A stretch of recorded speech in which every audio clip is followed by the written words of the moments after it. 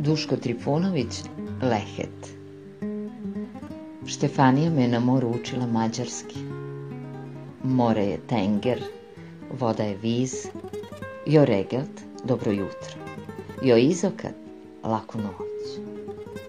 A između dobro jutro i laku noć mi na suncu. Mi stanujemo u istoj kući, vrata do vrata. Ja čujem kako Štefanija meni svako veče peva u spavanku. Ja ne ulazim u njenu sobu jer smo se tako dogovorili. Ona u moju ulazi jer se o tome nismo dogovorili. Štefanija ulazi u moju sobu, ali neće da spava kod mene, jer želi da se još malo nanosi vitkosti. Njene tetke, čim su počele da spavaju s muškarcima, odmah su se udebelile. To je nasledno, kaže.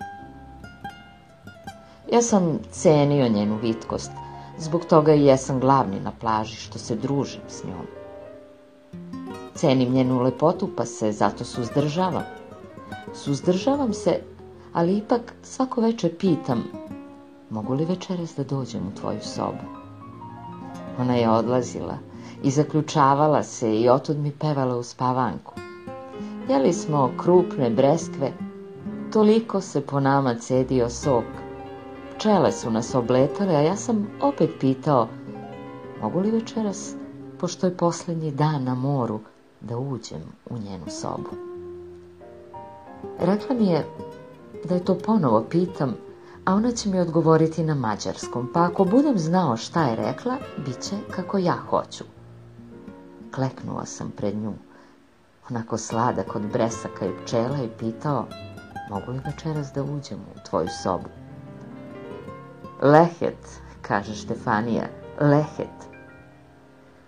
Činilo mi se da od svih mađarskih reči jedino nikad nisam čuo reč Lehet.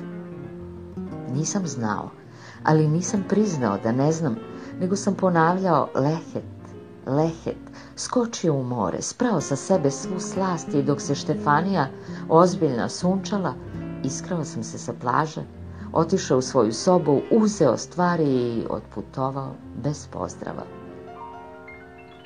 5 godina posle toga dođe Lenđel u Sarajevo i prvo što mi padne na pamet, pitam ga, šta je to Lehet? Prije toga se nisam setio da pitam, a imao sam priliku, ali nisam se setio, kao što se nerado sećam poraza. Lehet je može, kaže Lenđel. Može. Odmah sam odjurio u taj grad, odmah, kao što sam i onda odmah pobegao bez pozdrava. Rana jesen, jutro, aleja, lišće, retki prolaznici, radnici izlaze iz kapije i oživljavaju grad. Ja stojim iza platana preko puta adrese i čekam da se pojavi Štefanija, ako je još tu, da joj odgovorim za Lehet od pre 5 godina.